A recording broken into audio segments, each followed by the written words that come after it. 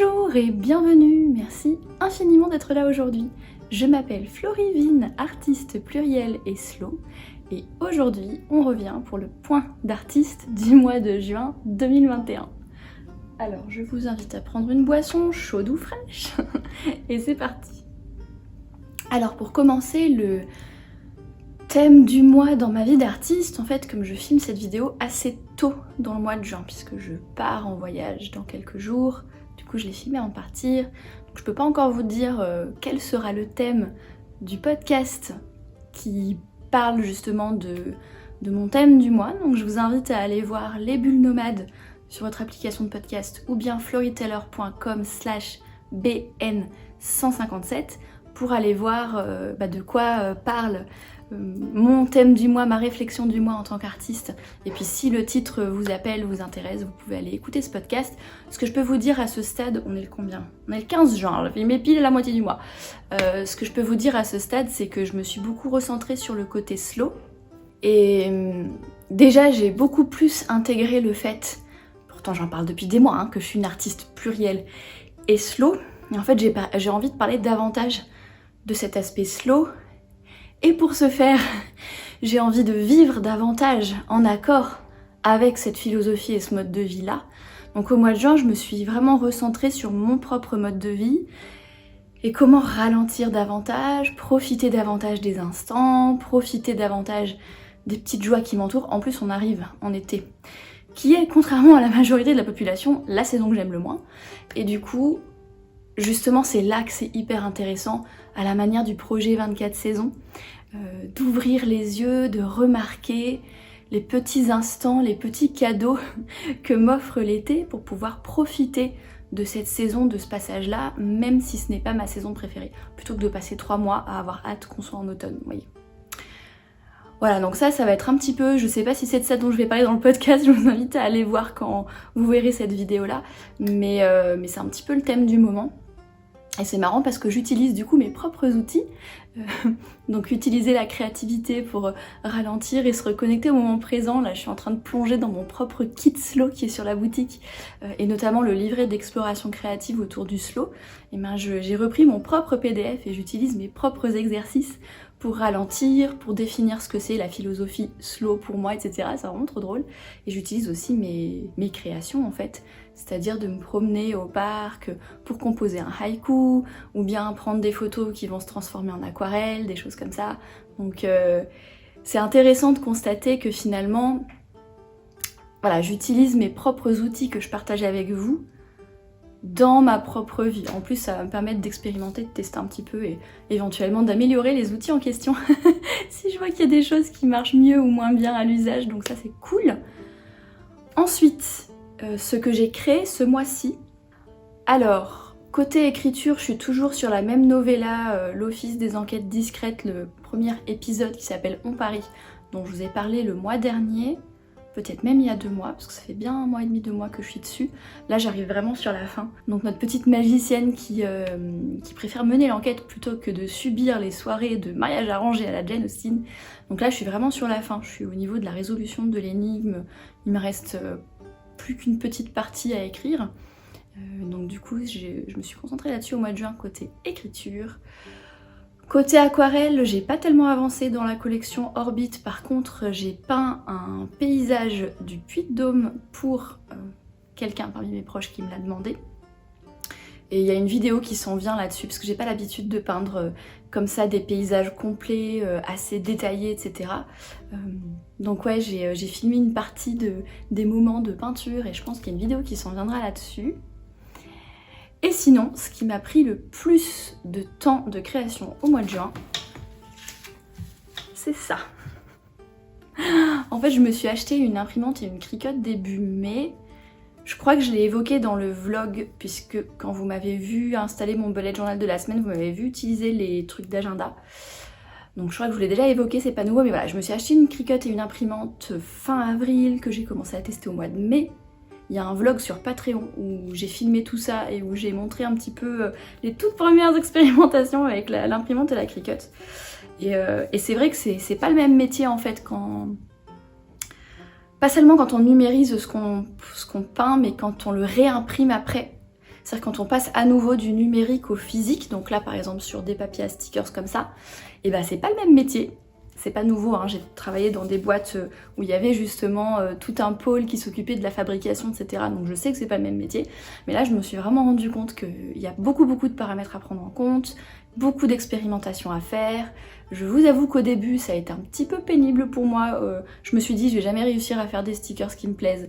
Et finalement, j'ai enfin réussi à commencer à trouver du papier qui me convient et à imprimer des stickers qui me conviennent.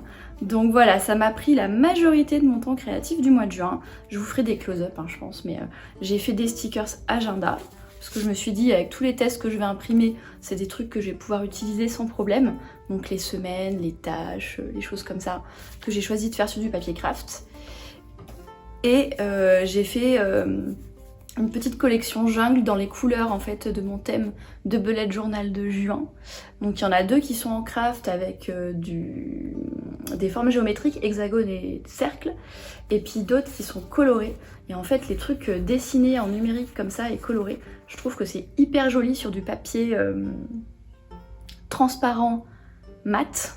Donc je me suis trouvé du papier transparent mat pour les imprimer et je suis super contente du résultat. Du coup comme au mois de juin, je pars 2 semaines, bah, j'ai pas eu beaucoup de temps et du coup j'ai pas tellement dessiné dans mon bullet journal et du coup c'était l'occasion de mettre un petit peu ma touche à moi, mes petits dessins à moi, sans dessiner directement en mettant des stickers, ce qui est plus rapide. Alors évidemment le temps que j'ai passé à dessiner des stickers, à les imprimer et à tester, ça aurait été plus rapide de dessiner directement dans le bullet journal si ça avait été le but. Mais voilà, j'avais envie d'apprendre quelque chose de nouveau, j'avais envie de renouveler un petit peu ma créativité en apprenant de nouvelles compétences, etc. Et donc du coup ça a bien rempli le job et je suis très contente de ces petites créations. C'est des créations qui sont pour l'instant pour moi.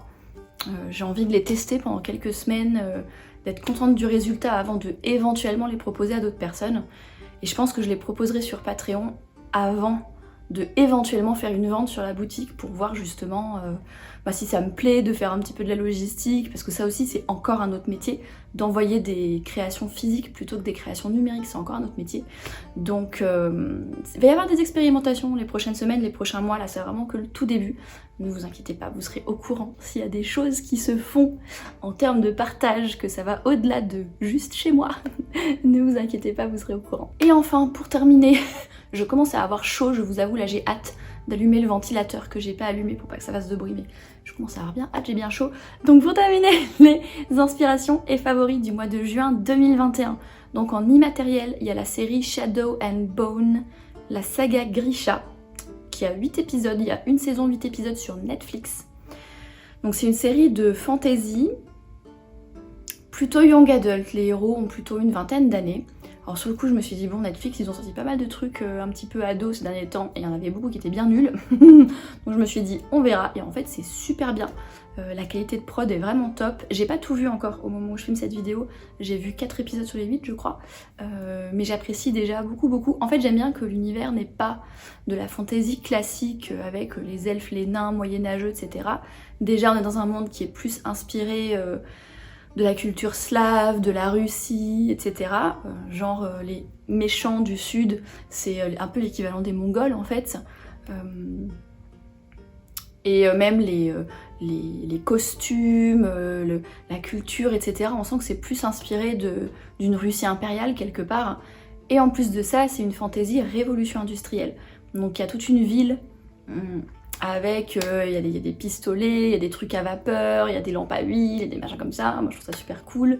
Et ce qu'ils appellent les grishas, c'est en fait des espèces de magiciens. Et donc il y a toute cette histoire de magie au milieu.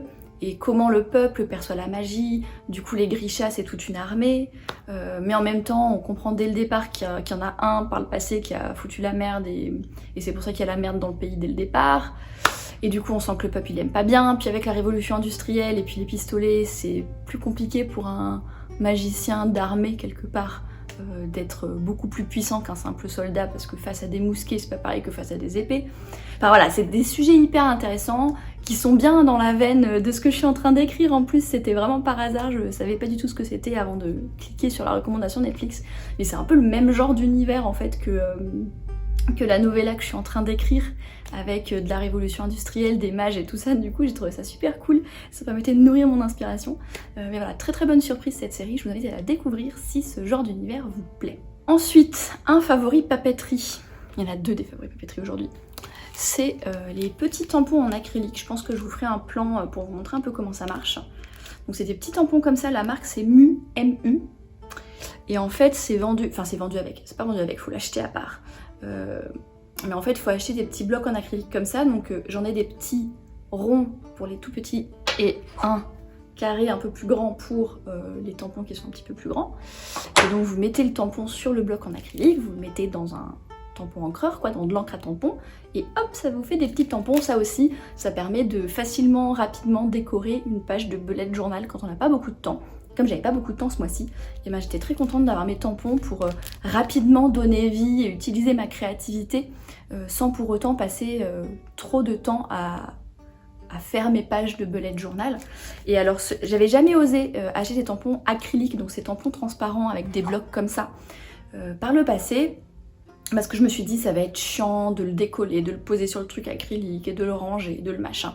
Effectivement il y a une étape en plus par rapport aux tampons classiques sur bois où il y a juste à ancrer, tamponner. Là il faut d'abord sortir le machin, le mettre sur le tampon, ancrer, tamponner, vous voyez. Mais moi qui pars en voyage dans 2 jours, et ben je trouve ça vachement bien, vous voyez, que dans cette petite quantité là il y a genre 15 tampons alors que les tampons avec le bloc en bois ça prend une place monumentale et je les emmène jamais quand je voyage.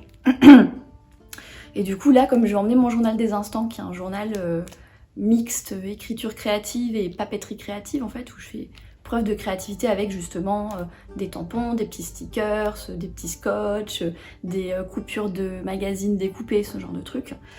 Et bien du coup je vais pouvoir emmener ces tampons là en voyage parce qu'ils prennent vraiment pas beaucoup de place. Donc ça c'est cool. Ensuite, un livre que j'ai terminé fin mai début juin.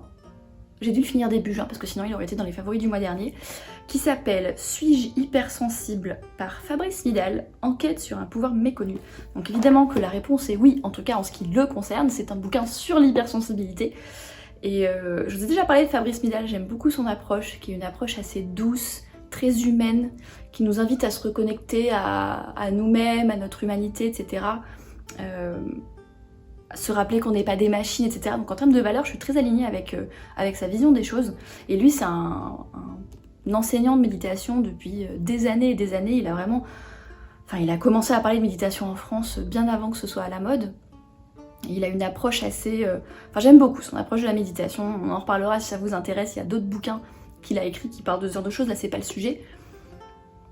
Mais du coup, comme j'aime beaucoup son approche, j'ai beaucoup aimé son approche de l'hypersensibilité aussi. Et comme ses autres livres, c'est organisé en petits chapitres. Il y en a... Il y en a combien? Une trentaine? Ouais. 34. Et en fait, chaque chapitre porte un thème. Donc par exemple, le burn-out, le bonheur, l'ancrage, les émotions. Et du coup, autour de chaque chapitre, il va parler d'un aspect en fait des choses autour de sa vision de l'hypersensibilité et de comment ça peut être un atout, avec à la fin de chaque chapitre un petit récapitulatif des points clés à retenir. Il y a un petit exercice et j'ai vraiment trouvé ça très rafraîchissant. C'est pas évident dans la société moderne de s'avouer hypersensible et de savoir quoi en faire de cette hypersensibilité. Et du coup j'ai trouvé ce livre très apaisant, ça permet de faire la paix avec ce trait-là de personnalité si vous êtes concerné ou si vous avez des proches, des enfants, etc. qui sont concernés. Ça permet vraiment de faire la paix avec ça et même d'arriver à le voir comme un cadeau, à le voir comme, par exemple, en ce qui me concerne, ce qui va nourrir ma créativité, ce qui va nourrir ma capacité à observer davantage autour de moi, à prêter davantage attention, parce que justement je vais être plus facilement captée par certaines choses que je vais après traduire dans mon art, donc c'est un cadeau en fait. Donc voilà, si vous êtes concerné par ce genre de sujet directement ou indirectement, je vous conseille ce livre de Fabrice Midal, je l'ai vraiment trouvé cool. Ensuite, je me suis abonnée au Patreon d'une artiste que j'adore qui s'appelle Caro Arevalo. En fait, elle l'a lancé fin avril. Fin avril? Je crois qu'elle l'a lancé fin avril. Donc moi, j'étais une des premières mécènes. Quand je suis arrivée, elle avait 9 mécènes. Vous voyez, je suis arrivée, ah, je veux soutenir. Je vous en ai déjà parlé, je crois, de Caro Arevalo. C'est une des artistes qui... En fait, c'est une artiste que j'ai rencontrée au bon moment, à un moment où j'étais en train de commencer à chercher mon style personnel en tant qu'artiste visuelle, en fait, en tant qu'illustratrice. Et je suis tombée amoureuse à la fois de son univers et de sa philosophie, de sa vision du monde. Elle aussi, elle a une vision très organique, très humaine, très intuitive, comme quand on est connecté au vivant. Elle parle de Mama, la terre. Bon, après, des fois, elle part dans des trucs spirituels où moi, je suis pas aussi loin qu'elle, on va dire, là-dessus. Mais j'aime beaucoup son approche des choses, j'aime beaucoup son style graphique. Et en fait, elle m'a fait faire un déclic, en fait, il y a un peu plus d'1 an, pour commencer à mettre ma propre patte en fait dans mes œuvres au lieu de simplement reproduire des cours et des tutos et au final me retrouver à faire des œuvres qui sont similaires au style du professeur du cours ou du tuto en question. Donc c'est quelqu'un qui a joué un rôle important dans mon parcours d'artiste et du coup dès que j'ai su qu'elle ouvrait un Patreon, je me suis tout de suite abonnée et en fait j'ai choisi de m'abonner à un de ses paliers où elle envoie des trucs physiques tous les mois. Donc là, il y a eu 2 envois jusque là. Donc elle envoie une carte postale et un sticker en vinyle. J'ai pas osé les utiliser encore, les stickers. Celui-ci, je pense que je le mettrai quelque part dans mon bullet journal de juin parce que c'est un hibiscus et ça correspond à mon thème du mois. Mais ouais, j'ai pas encore trop osé les utiliser parce qu'ils sont trop beaux. Et je vous en parle parce que... déjà, c'est ce qui m'a inspirée à commencer à faire des expérimentations dans mon propre Patreon en termes de ce que je partage en coulisses. Parce que pareil, j'ai beaucoup aimé son approche de ce qu'elle choisit de partager sur Patreon versus sa chaîne YouTube, sa philosophie par rapport à tout ça. J'ai trouvé ça vraiment cool. Donc du coup, ça m'a vachement inspirée pour faire évoluer un petit peu ce que j'ose partager sur Patreon de mon côté. Et puis surtout, ça m'a inspirée à faire des contreparties physiques moi aussi. Maintenant que j'ai mon imprimante et ma découpeuse, je me suis dit ah, ce serait cool si je pouvais faire des contreparties physiques, des petites choses comme ça, papeterie qui s'envoient en format lettre pour pouvoir l'envoyer dans le monde entier. Je me suis dit ah ça m'a bien inspirée. Je pense qu'il va se passer des choses dans l'été pour ceux qui sont déjà mécènes et si ça se pérennise, je ferai évoluer ma page Patreon et je le marquerai dans les récompenses. Hein. Pour l'instant, je suis en pleine expérimentation, il n'y a rien d'assuré. Mais ça m'a vachement inspirée et du coup j'ai beaucoup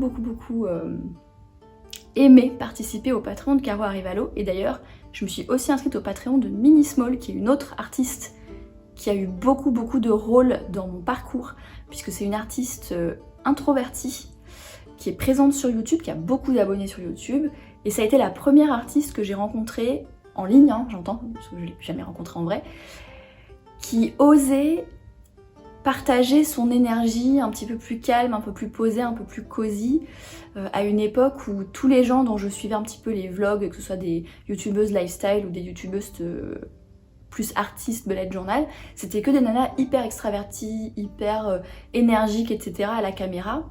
Et le fait de voir Mini Small qui osait être plus calme, plus introvertie, plus tranquille, et bah c'est grâce à elle que j'ai lancé finalement mon podcast, puis ma chaîne YouTube, parce que quelque part elle a débloqué un truc de me dire c'est possible, je peux être présente en ligne, devant la caméra, sans trahir ma personnalité qui est plutôt calme, plutôt introvertie, qui est pas, je suis pas une showwoman quoi, je suis pas une performeuse, c'est pas du tout mon truc, comme vous l'avez sûrement remarqué si vous me suivez sur mes différents contenus. Et donc elle aussi, je me suis abonnée à son Patreon et à ses contreparties physiques, sauf que j'ai pas encore reçu son premier envoi physique, donc j'ai rien à vous montrer. Mais en tout cas, ça m'a vachement inspirée et j'ai hâte de pouvoir expérimenter tout ça. Et pour finir, un dernier truc de papeterie. Alors c'est encore une couverture en cuir, on n'en a jamais assez. Alors la marque c'est Moindori, qui vient de Hambourg en Allemagne. Et en fait, ils faisaient une précommande spécifiquement sur cette couleur-là. Enfin, il y avait 2-3 autres couleurs, mais je suis tombée amoureuse de cette couleur-là, en fait, qui est une espèce de jaune, ocre, marron doré. Enfin, on est vraiment dans cette espèce de ton des marrons chauds que j'adore, quoi. Et comme c'était une précommande et qu'il y avait un temps limité pour précommander, je me suis dit, bon, je vais en précommander une. Et je l'ai reçue il y a 1 ou 2 semaines, j'ai même pas eu le temps de la remplir encore. Je vais l'emmener en Auvergne, je vais mettre mon journal des instants et mon sketchbook dedans, mais j'ai pas encore rempli. Et je voulais vous en parler parce que j'en ai acheté pas mal, hein, depuis 5-6 ans que je connais le concept du Traveler's Notebook. J'ai acheté pas mal de couvertures en cuir comme ça, et bah c'est une des plus quali qui m'a été donnée de recevoir. Donc voilà, le cuir il est vachement épais et en même temps hyper souple. Les finitions sont au top.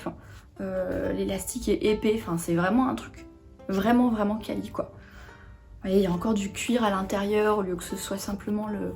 Vraiment quali, et pour un tarif, alors c'est pas donné hein, les couvertures en cuir, mais ils sont pas beaucoup plus chers que d'autres, alors que la qualité est vraiment au top. Et l'autre avantage, c'est qu'on peut choisir la taille. Moi quand je l'ai précommandé, alors faut voir sur leur site, en fonction des modèles, ce qu'ils proposent comme différentes tailles.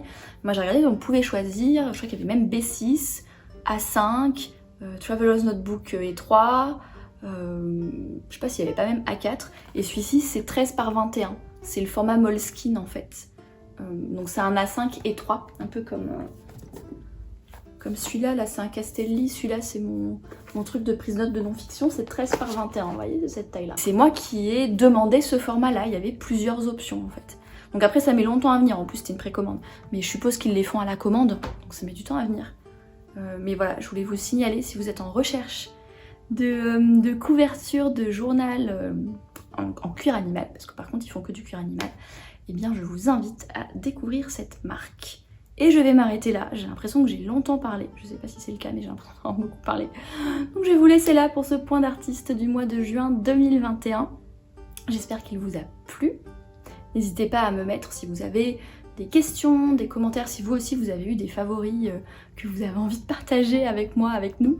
N'hésitez pas à les partager en commentaire, ça me fera super plaisir. En attendant, je vous remercie d'avoir vu cette vidéo jusqu'au bout. Je vous souhaite une belle journée, une excellente soirée et à la prochaine!